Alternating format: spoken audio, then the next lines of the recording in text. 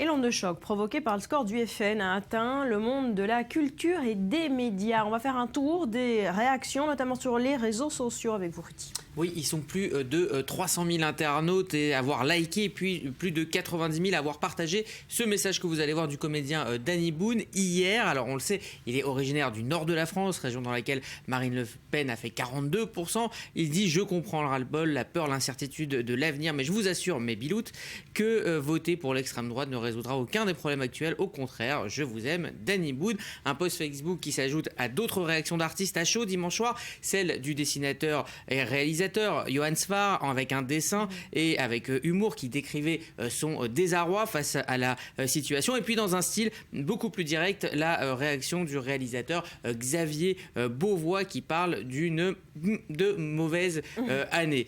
Idem du côté du monde des médias avec cette polémique suite au tweet de Cyril Hanouna qui, très énervé, très choqué, s'en prend aux journalistes selon lui accusés d'avoir fait monter les peurs et avoir favorisé le Front National. Ce tweet a énormément fait parler dans le monde médiatique, a signalé aussi une sortie remarquée, celle de Yann Barthès, le présentateur du Petit Journal de Canal. Il dénonçait une publicité diffusée dans un très mauvais timing dimanche soir, mettant en scène, vous le voyez, père et fille, et donc avec ce hashtag irresponsable, tout pour le buzz. Bref, à part Jean Roucas, le monde de la culture est sous le choc.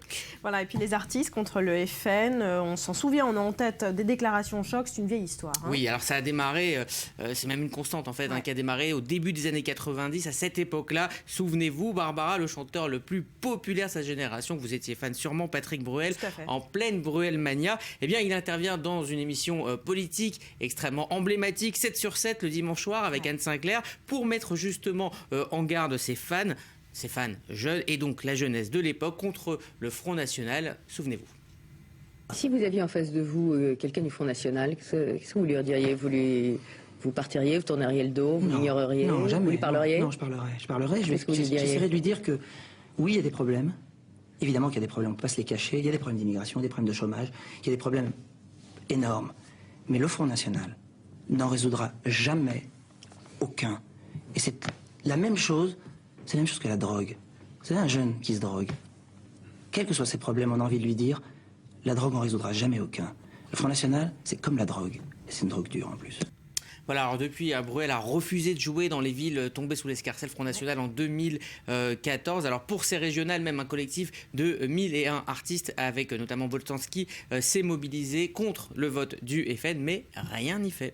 Alors si on tente d'expliquer, de comprendre cette mobilisation des artistes, elle s'explique comment? On va dire très simplement que leurs valeurs sont théoriquement complètement antinomiques avec celles du Front National, mais surtout les artistes et les chanteurs s'adressent souvent aux jeunes générations qui n'ont pas encore formé leur conscience politique. Alors dans le monde du rock, il y a eu énormément de chansons comme on peut citer Damien 16 avec Fils de France ou encore Un jour en France de Noir Désir. Ce sont des chansons qui ont fait date. Ou dans le monde du rap, on peut citer le message à Le Pen du groupe de rap IAM marseillais, ou encore le fameux Marine de Diams qui a marqué toute une génération. Et bien maintenant, écoutez les paroles. Marine, pourquoi es-tu si pâle? Viens faire un tour chez nous, c'est coloré, c'est jovial. Marine, j'aimerais tellement que tu m'entendes, je veux bien être un exemple quand il s'agit de vous descendre. Marine, tu t'appelles Le Pen, n'oublie jamais que t'es le problème d'une jeunesse qui saigne. Viens, allons éteindre la flamme. Ne sois pas de ces fous qui défendent le diable, Marine. J'ai peur que dans quelques temps t'y arrives et que nous devions tous foutre le camp. Donc j'emmerde.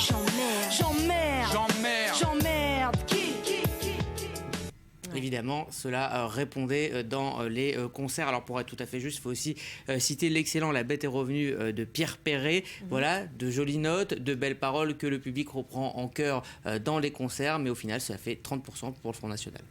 Merci Rudy.